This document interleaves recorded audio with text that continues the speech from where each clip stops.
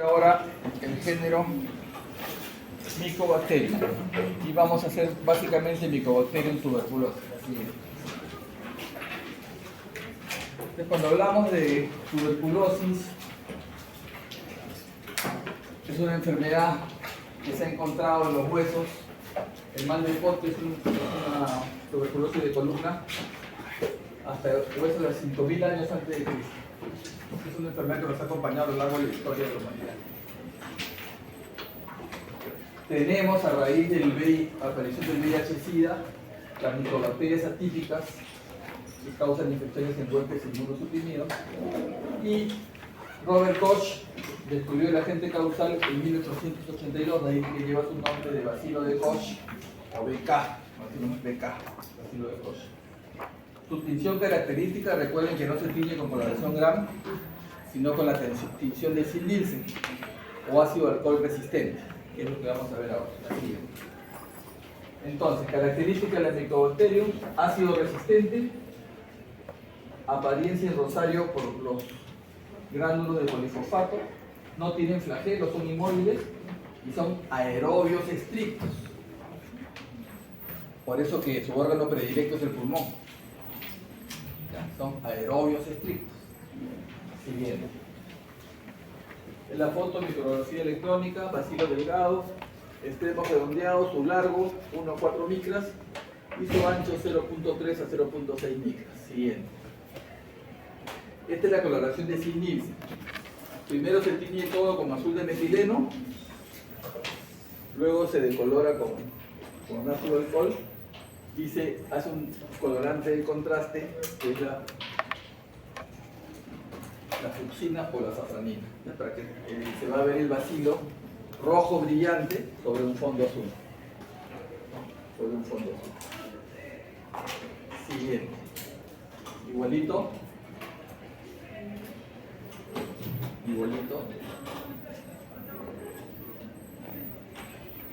A ver, me confundí. La coloración de Zinn-Nielsen es al revés. Primero tiño con el rojo, luego decoloro con alcohol acetona, con el alcohol ácido, todo se decolora, y luego tiño con el azul de metileno. Y ahí son ácido alcohol resistentes, no se decoloran.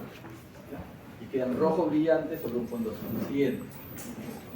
Otras coloraciones con fluorescencia se ven así. Siguiente. Bien. La pared celular de las micobacterias se diferencian de las gram positivas, de gram negativas, porque primero los lípidos son responsables del 60% de peso molecular y tiene 4 capas: el peptidoglicano, que ya conocemos, una capa de arabinogalactano, los ácidos micólicos, de ahí viene el nombre de micobacteria, y la capa más externa, que son las lipoproteínas.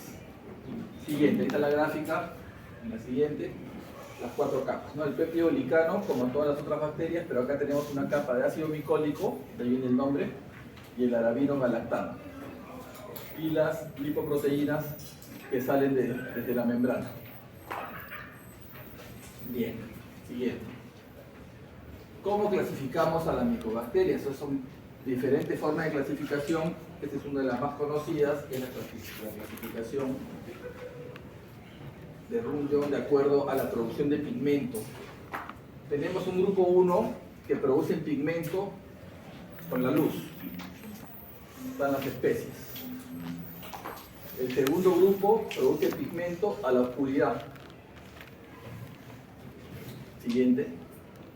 El grupo 3, ese es el más importante, porque son los que no producen pigmento. Y ahí está el Mycobacterium tuberculosis, el bovis, que es la tuberculosis bovina de las vacas, y todo el avium y todo lo demás que producen la micobacteriosis en pacientes inmunodeprimidos. Y el grupo 4 de crecimiento rápido es el otro grupo de acá. Entonces acá me interesa el grupo 3, que no produce pigmento. Pasa a la siguiente.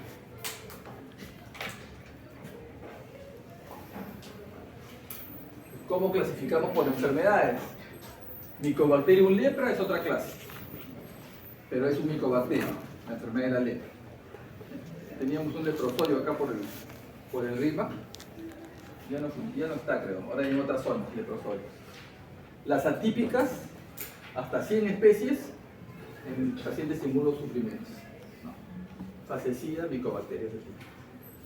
Y lo que ya se llama complejo micobacterium tuberculosis. O sea, no solo el micobacterium tuberculosis que da tuberculosis, sino todas estas especies. El bovis, el africano, el microti, el caneti.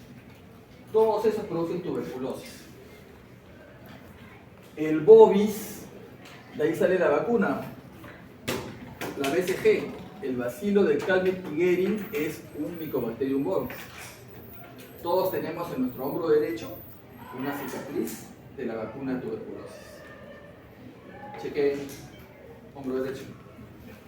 El que no tiene está frito porque no va a ir a clínica. Esa es la vacuna que nos han puesto con el Mycobacterium bovis. Bovis, ¿ya? El bacilo de Calmette-Guerin, acuérdense de eso, ¿ya? A eso piden en el examen a cada rato. La vacuna de BCG está hecha a base de, y te ponen las 5 especies. Y van a marcar bovis. Siguiente. Pruebas bioquímicas para diferenciar ya solamente las especies que producen tuberculosis. Si agarran el Mycobacterium tuberculosis propiamente dicho, todo es positivo: hidrólisis, ureasa, niacina, nitrato. El resto ya son variantes. No pretendo que se aprendan esto, ¿no? Solamente el concepto, que hay una serie de pruebas para diferenciar las especies. Cuando hagamos enterobacterias, también nos van a enseñar algunas pruebas para diferenciar géneros, pero cuando uno va para especies es una sábana así que tiene el patólogo clínico de todas las pruebas para diferenciar cada especie enterobacteria. Es un cuadro referencial para que sepan que hay pruebas para diferenciar especies. Siguiente. El cultivo, les dije, aerobio obligado. El medio de cultivo clásico es el medio de Lowenstein-Jensen, que está hecho a base de papa, huevo y una base de agar. Lowenstein-Jensen, el cultivo. Crece lento, 10 a 20 días de incubación a 37 grados para que crezca el micobacterio. Por eso cuando en el diagnóstico de tuberculosis, si el cultivo es importante, que me voy a demorar 3 semanas hasta ver si es positivo o negativo. Diferente de lo que estamos viendo en la práctica, tú siembras una Escherichia coli y en 2 días ya está. Escherichia coli se reproduce cada 20 minutos, se duplica. Mycobacterium tiene un crecimiento lento que requiere 10 a 20 días. Las colonias son pequeñas, secas, de aspecto escamoso, las vamos a ver ahorita. Y su pH nos agarra, obviamente, ¿no? Siguiente. Así son las colonias, el medio Lowenstein-Jensen, escamosas, cremas. Este es el medio normal y acá ya cultivado. Siguiente. Así son las colonias en el agar de Mycobacterium. Siguiente. Bien. Tiene catalasa. Aspargina es su fuente de nitrógeno. Glicerol, su fuente preferida de carbono y energía. Se duplica cada 14 horas. O sea, Escherichia coli cada 20 minutos. Escherichia coli cada 20 minutos. Mycobacterium cada 14 horas.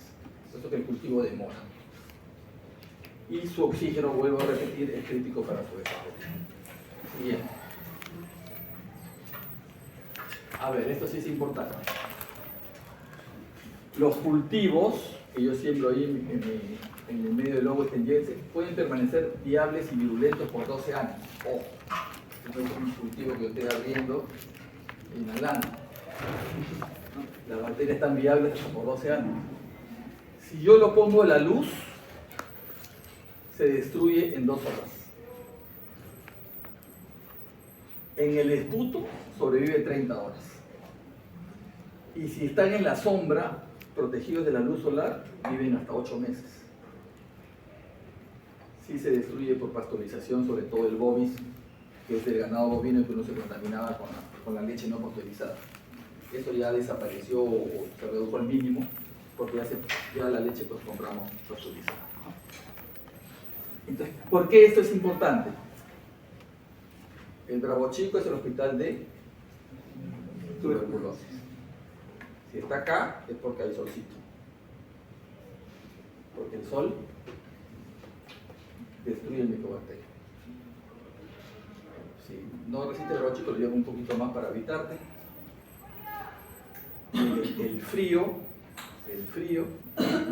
hacía que la enfermedad progrese más rápido. Entonces, por eso que este es el hospital de tuberculosis, bravuchico. Entonces, ustedes ya rotan el otro mes, ¿no? Van a ir a bravuchico también. En clínica. Siguiente semestre. El siguiente semestre van a hospitales, ¿no es cierto? Entonces, si les toca bravuchico, entonces ahí vienen todos los pacientes tuberculosos. Van a escupir al suelo.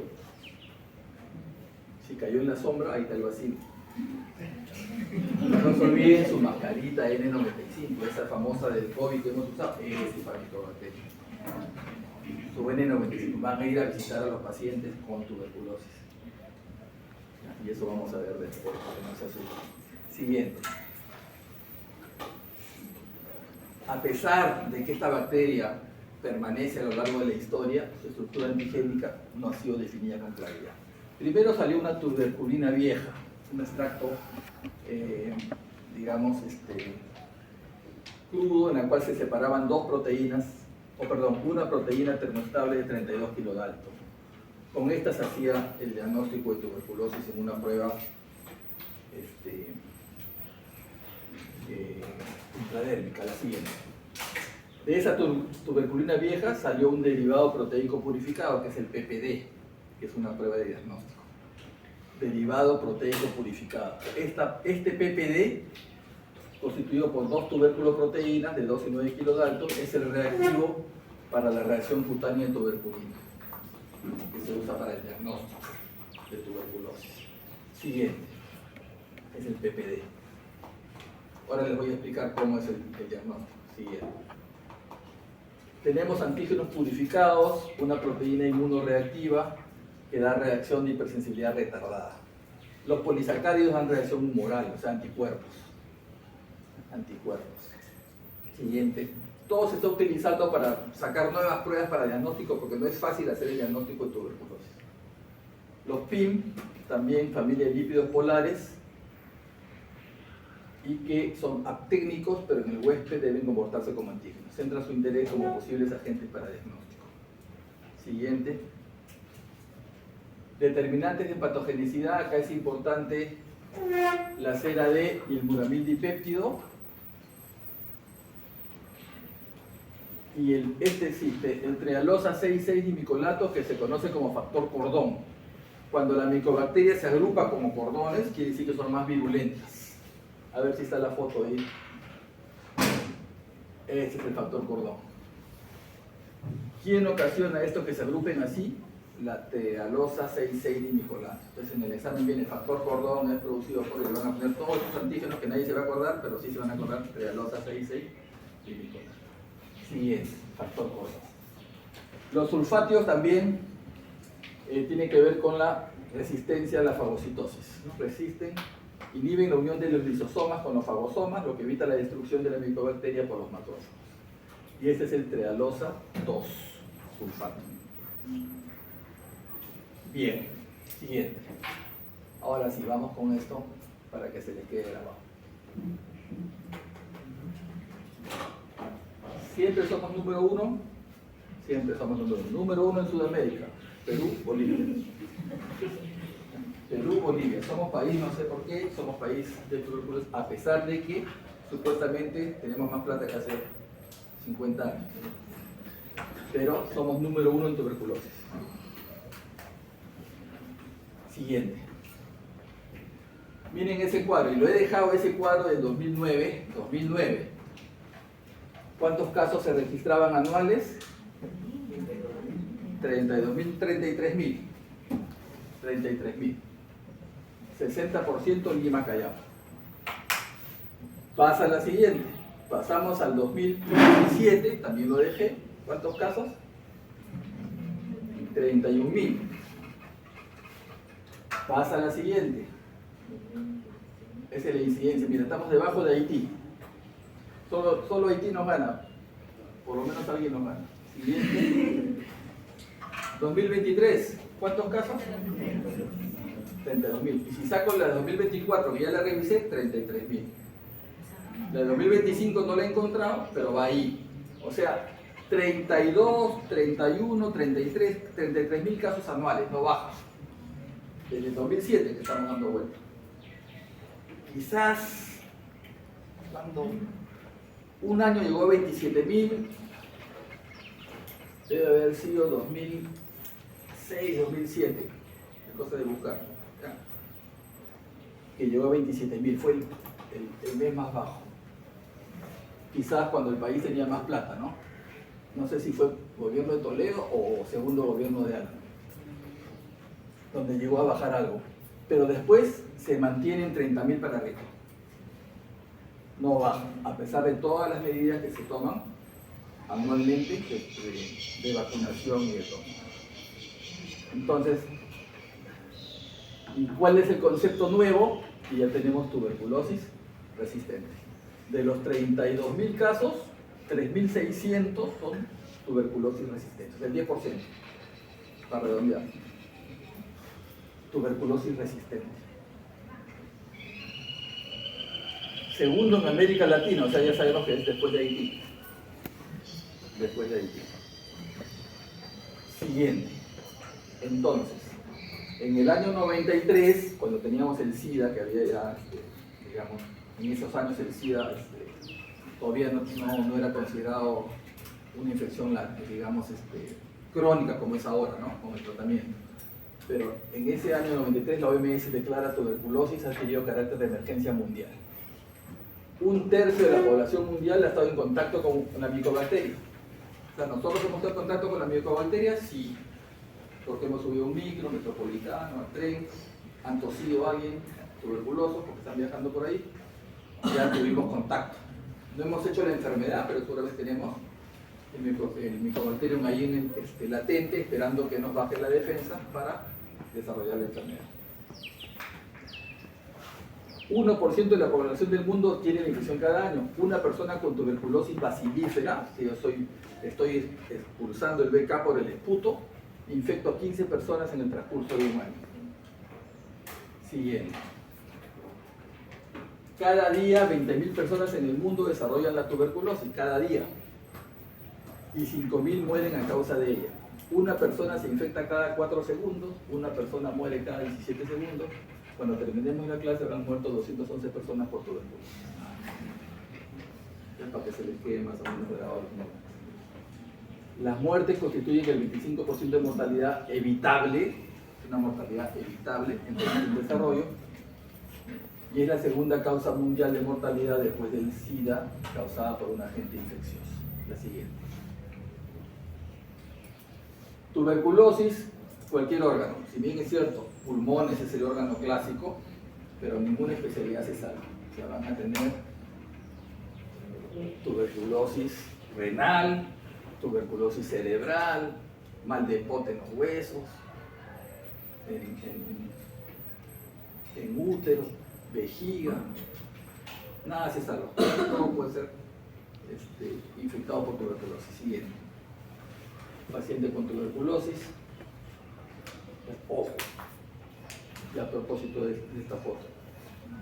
Ustedes van a ir a los hospitales y el paciente tuberculoso sensible va a empezar el tratamiento, el esquema va a ser manejado en la posta, está circulando con nosotros.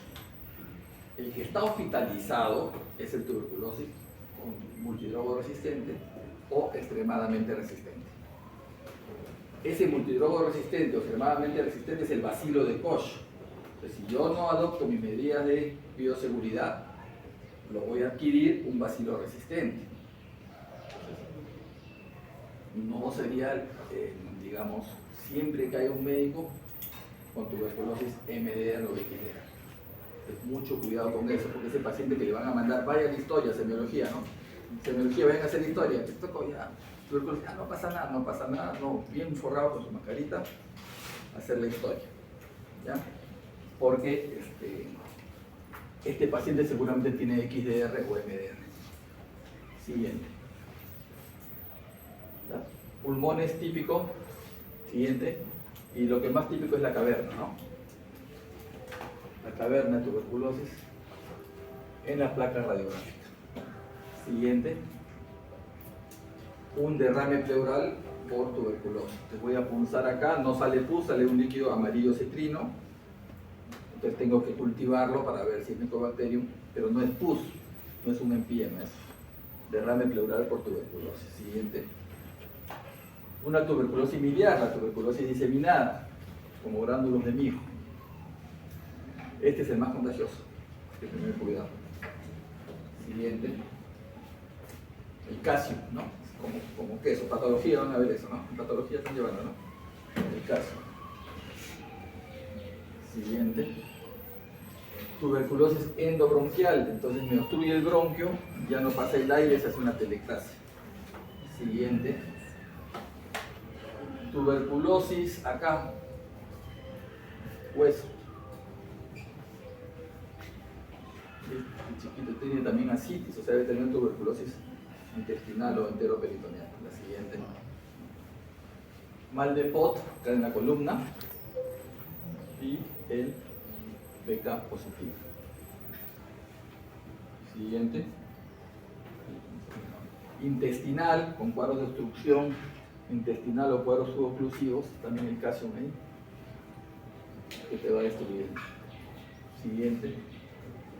Intestinal de nuevo, con las zonas de calcio.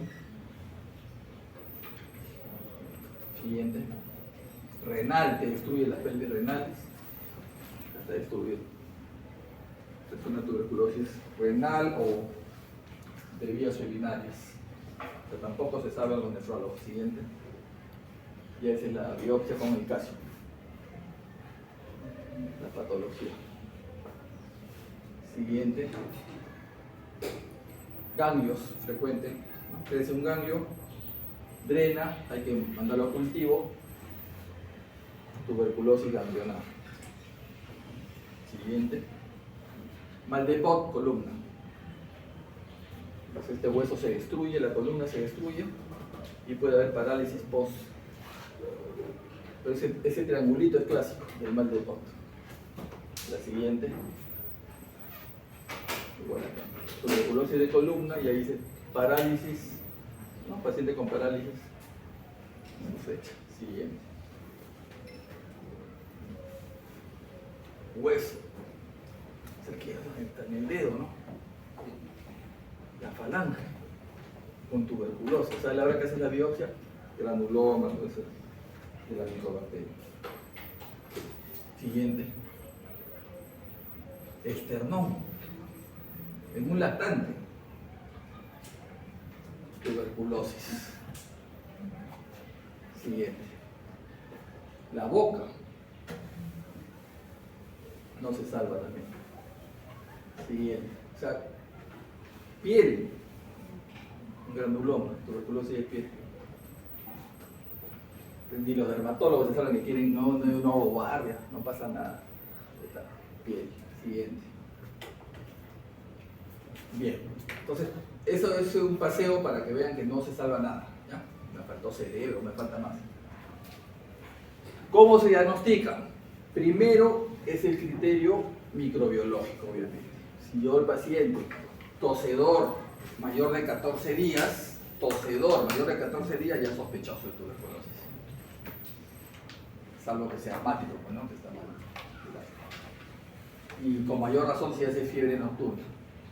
Pero paciente con tos mayor de 14 días, según la norma técnica, ya es sospechoso de tuberculosis. Entonces tengo que hacerle un BK en el puto. Eso lo van a hacer en el serum. Tiene el paciente tosedor, ¿cuántos días? 14, ya, BK en el puto.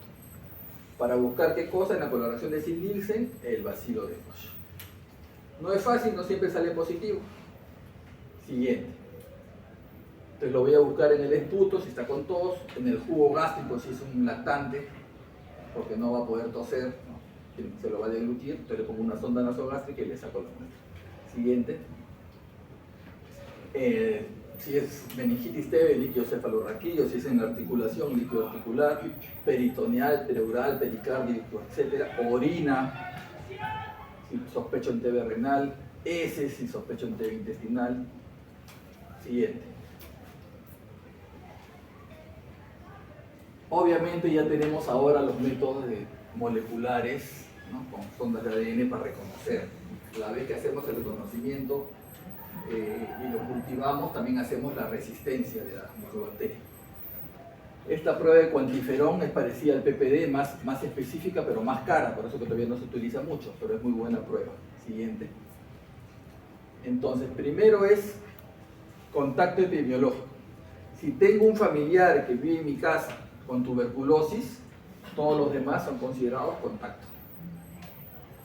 Entonces hay que hacerse el despistaje a todos los miembros de la familia. Siguiente. Entonces un criterio epidemiológico. Familiar con TB y tú estás con tos más de 2 semanas, ya eres sospechoso. Primer criterio. Luego haces la prueba de PPD. PPD mayor de 10 milímetros. El edema, lo vamos a hacer en la práctica, creo. El edema, PPD mayor de 10. Entonces, PPD positivo significa que estás con tuberculosis. No, significa que has tenido contacto con la enfermedad. Pero es un criterio, o sea, PPD positivo con la clínica, ya suma. Y si tu familiar tiene tuberculosis, que vive en tu casa, ya 3 criterios, ya estás cantado. Entonces, PPD positivo, has tenido contacto. Entonces nosotros podemos tener PPD positivo, pero no tener la enfermedad. Siguiente. PPD así el edema. Siguiente. Si le tomo la placa y me sale una caverna, ya tengo el criterio radiológico. Entonces, epidemiológico, contacto. Radiológico, la placa. PPD positivo, inmunológico. 3 criterios. Siguiente. Y el clínico, obviamente, ¿no? El paciente sospechoso. El esquema clásico de las 2 fases de tratamiento, la primera fase 2 meses, con las drogas principales, rifampicina, isoniazida, etambutol, piracinamida. Antes se usaba streptomicina, que era inyectable, pero era causa de abandono, porque era la inyección todos los días y el paciente no iba y abandonaba. Entonces se cambió la streptomicina por el etambutol. La primera fase 2 diaria, 2 meses, y luego la segunda fase 4 meses, 2 veces por semana, fundamentalmente rifampicina e isoniazida, que son las drogas principales. Entonces, con eso debería curarse el paciente, pero hay mucho abandono. Entonces es un tratamiento vigilado ahora. Van a la posta y la enfermera le administra la medicación ahí. Drogas alternativas también hay. Siguiente. Nos vacunamos, ya les dije con qué, Mycobacterium bovis, en el hombro derecho, y tenemos buena cobertura de vacunación. Entonces la pregunta es, si todos estamos vacunados contra la tuberculosis, ¿por qué hacemos la enfermedad? No somos número 1. Por la resistencia, no. ¿Por? ¿Cepa resistente? No.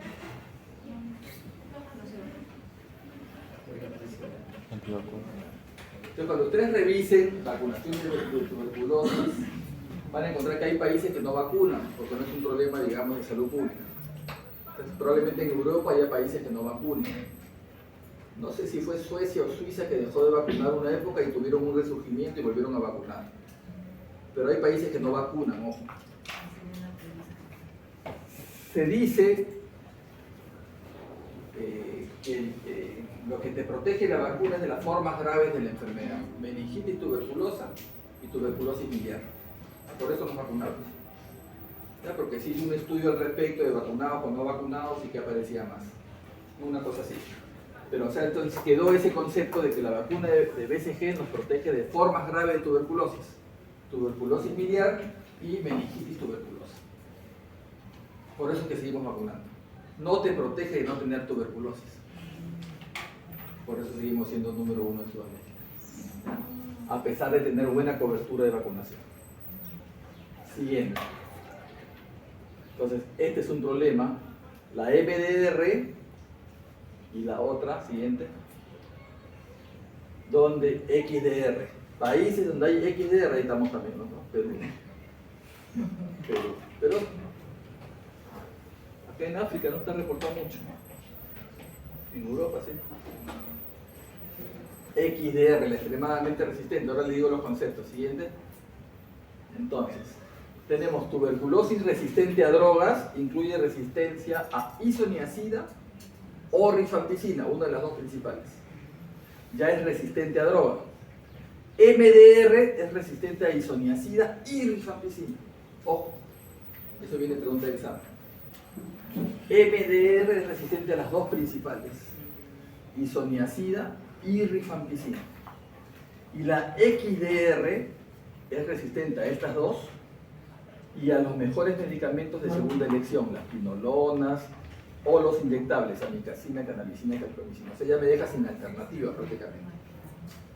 Entonces ya los esquemas de tratamiento para un XDR es buscar individual su sensibilidad a las drogas alternativas. ¿Ya? Entonces, si en la pregunta viene una tuberculosis MDR es resistente a isoniazida o rifampicina, tienen que marcar si es a cuál es. Ahí están los tres conceptos. Bien, siguiente. Del ENAM, a ver, bueno, está la respuesta, pero de todas maneras hay que leerlo. Mujer de 22 años, de hace 14 días, dolor de cabeza, vómitos explosivos, fotofobia, o sea, ya está con su meningitis. Ya tiene meningitis, ya. Cefalea, vómitos explosivos, fotofobia. Fiebre, rigidez de nuca, meningitis. Líquido cefalorraquídeo turbio, pero 200 células a predominio de linfocitos. No es polimorfo nucleares, pero una meningitis bacteriana por Neisseria, por ejemplo. Es linfocitos.